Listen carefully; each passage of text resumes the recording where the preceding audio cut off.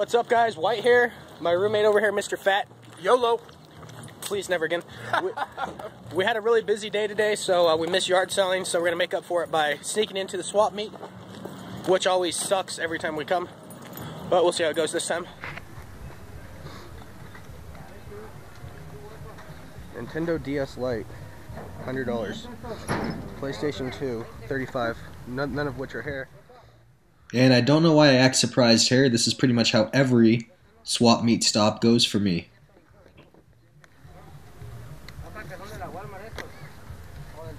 And this is a Nintendo DS Lite, Brent.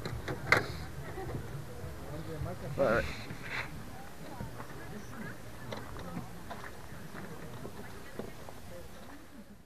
I really hope these belong to some little kid and not a 30-year-old man. You know who you are. Licensed, real licensed toys right here, Brent.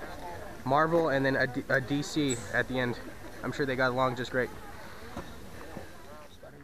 Flea markets are famous for some of the most ridiculous bootleg items.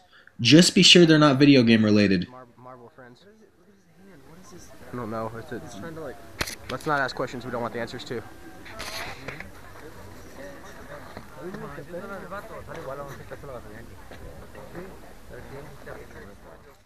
It's nice to finally have some video games to look at.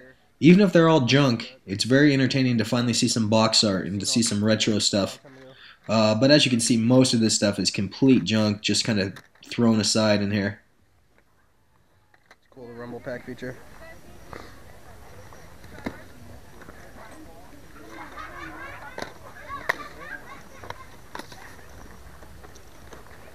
I don't really collect PlayStation 2 a whole lot.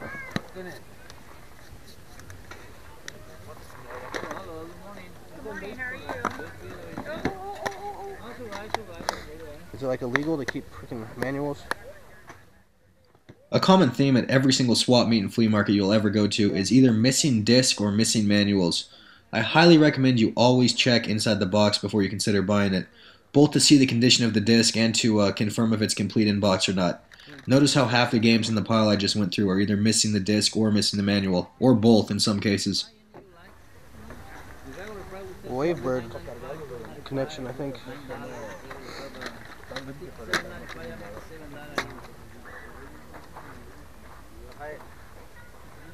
GameCube. Be sure to always check inside of systems. You never know what surprises you might find inside. And usually they're not going to charge you extra.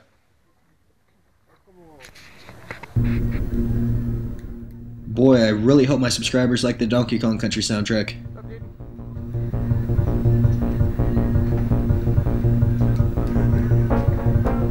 Killer Instinct. Remember when we moved out and played that game nonstop? Killer Instinct. Source would come over and play it. When you're paying a visit to a reseller, always keep an eye out for games that are complete in box. When they look up values online, they usually don't consider there's a difference between complete in box and loose cart. Basically, a lot of the times you will find complete in box games for the same price of a loose cart game. For example, this Perfect Dark game is only 14 bucks, which is a pretty solid deal. Now I did pass on it, but later on I might go back and get it. Might come by that. There's something else to see. Perfect Dark box. No, it's complete in box 360. Wavebird. I guarantee you these are resellers. The general rule of thumb at a swap meet or flea market is the more video games you see, the higher the price is.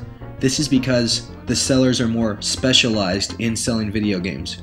Whereas when you find people with a big, random bunch of stuff, they might not really care about the prices on the video games. But when you see people only selling video games, obviously they're going to have some knowledge and obviously they're going to have some idea of the value.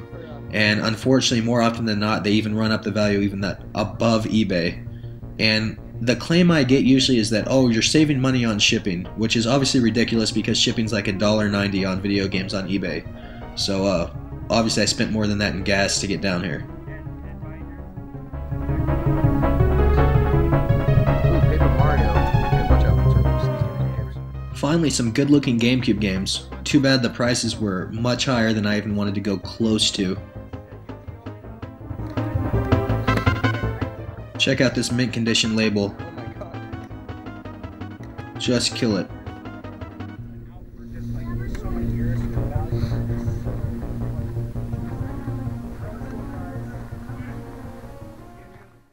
Over here was the $5 table. You could tell this guy got kind of lazy and he just threw all these games over here for $5.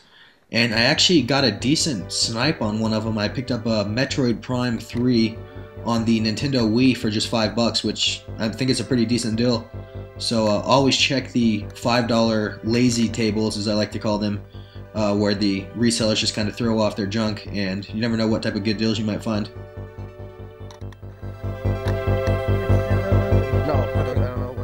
Oh, they just don't make video game soundtracks like they used to.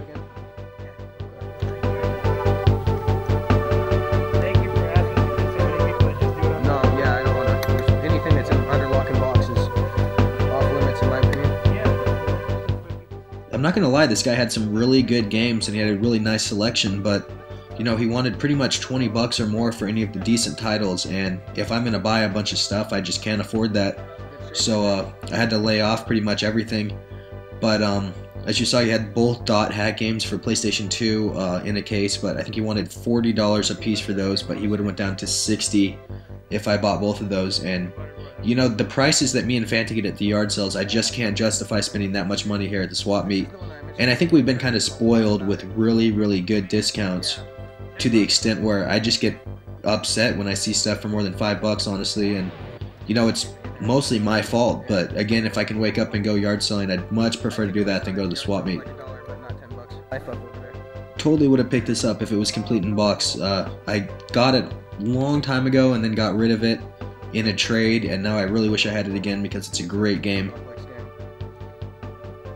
Alright, well, we'll see what he wants to do with the Magic, and then I'll buy that controller.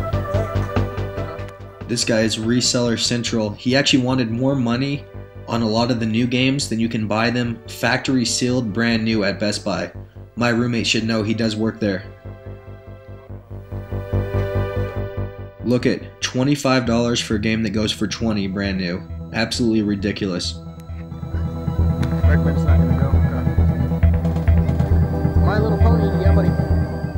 Something that drives me crazy is the sellers that have the same games from week after week after week, and they will refuse to drop the price. I've seen the same lot for probably about 2 months in a row now, and I still can't get Professor Layton for less than $10. It drives me absolutely insane. Let's take a look down here. Fat PlayStation, little baby PlayStation 1. If you have a lot of patience, I highly recommend going through random boxes that resellers have. There's been a lot of cases of people finding really good finds. A good example I can think of is M. Bowden says he's found TurboGrafx lots before just by going through CDs. So if you're not in a hurry and you have some patience, it's definitely worth it to just kind of go through the stuff randomly. I didn't find anything amazing at this guy's lot, and he did want some high prices. But I did find a Nintendo he wasn't, you know, selling at the time, and I found, I think, a Super Nintendo game. So always worth checking it out. You never know what you're going to find at the bottom of a bin. And a lot of times if the sellers don't have stuff out, it means they have no idea that it's something that would sell, meaning they will sell it to you for cheap. So they might consider it junk, and it might be a TurboGrafx lot. You never know. Here you can see I find the Super Nintendo and a bunch of stuff down here. But as with all resellers, this guy is out here to make money, and he was asking for some pretty steep prices.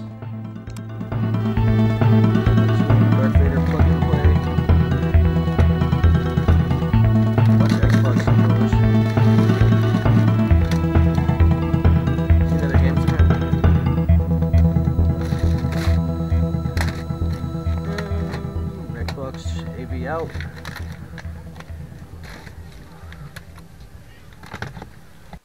What is going on, guys? White here. Quick little pickup video. I actually got a lot more stuff on Saturday than you guys saw just at the flea market. I didn't get a whole lot at the swap meet, and that's just kind of how it goes every time I go there. It's never a big hit.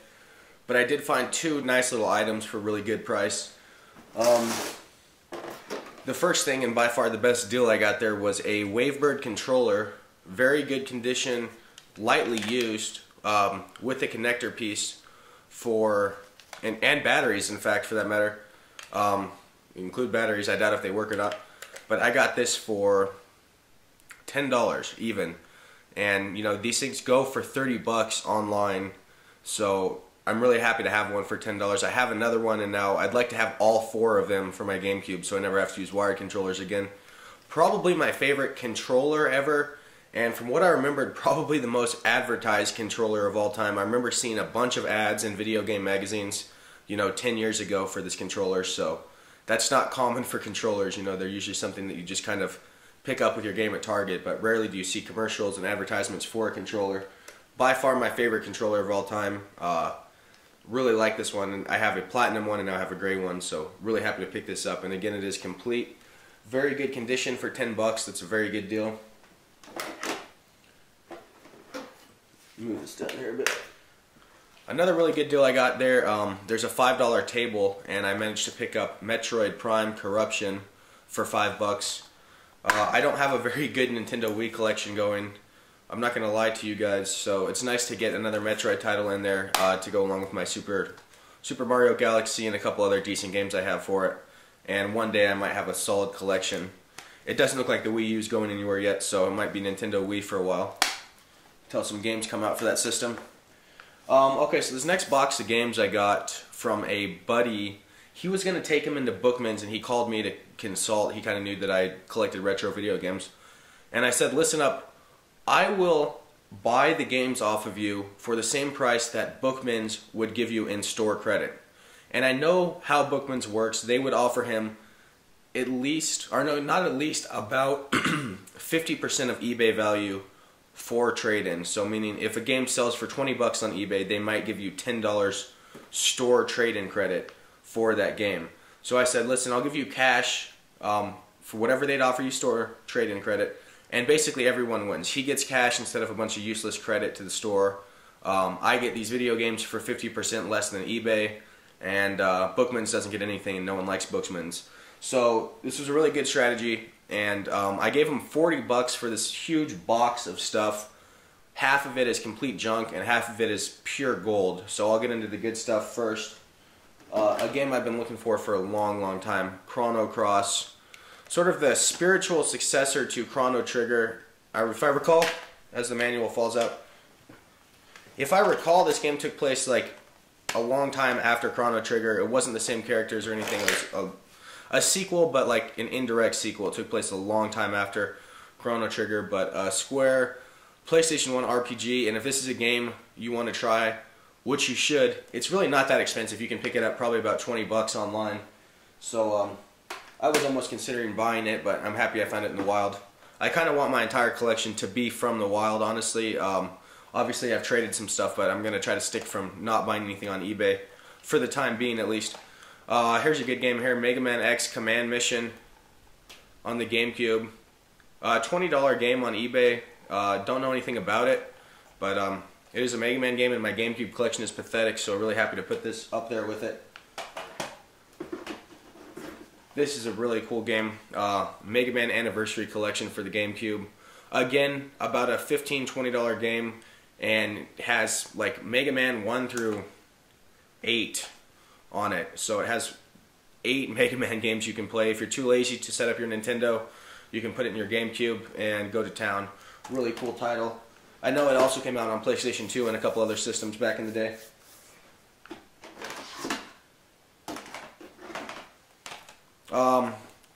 Always good to find this game whenever you can.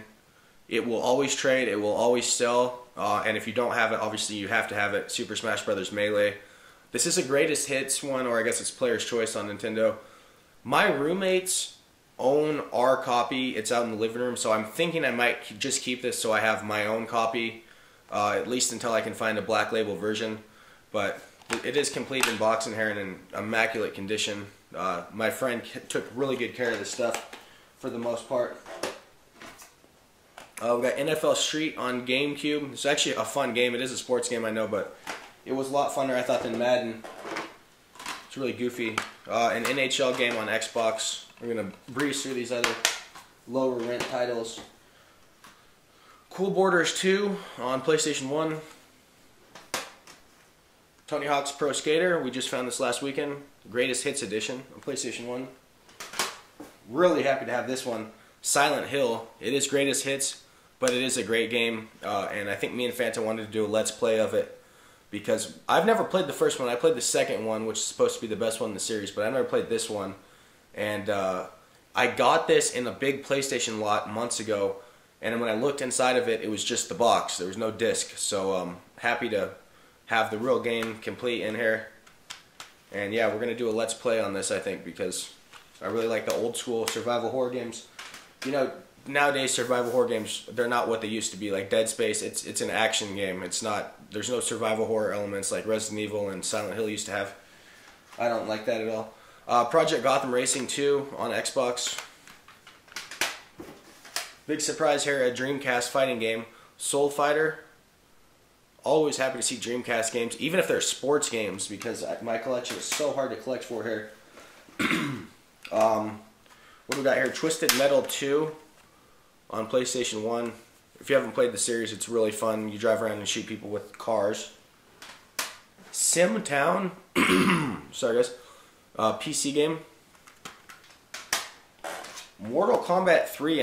I guess this is a PlayStation, or I'm sorry, a PC game, because I don't see any indicator of it coming out for a system. I'm guessing it's a PC game. I really like this too. This came with a lot. A complete, I guess the color is Platinum GameCube. I've never had one this color. I've had a bunch of GameCubes. I think I might keep this actually and make this my main GameCube. I really like this one. So it does have the AV cables and the power and everything. Really cool to have that, and it does come with a memory card. So good to go on that department. And then there's some other stuff. I'm not going to show it to you.